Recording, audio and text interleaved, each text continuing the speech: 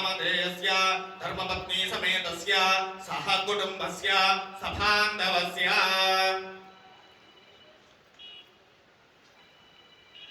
చెప్పండి अस्माकं सह कुटुंबानां क्षेम स्थैर्य धैर्य वीर्य विजय अभय आयुः आरोग्य ऐश्वर्य अभिवृद्ध्यर्थं धर्म अर्थ काम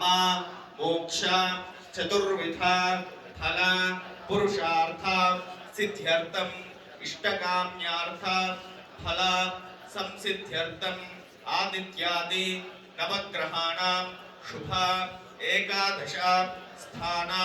फल अवाप्यर्थम अपमृत्यु दोष निवारणार्थम इष्टदेवता कुलदेवता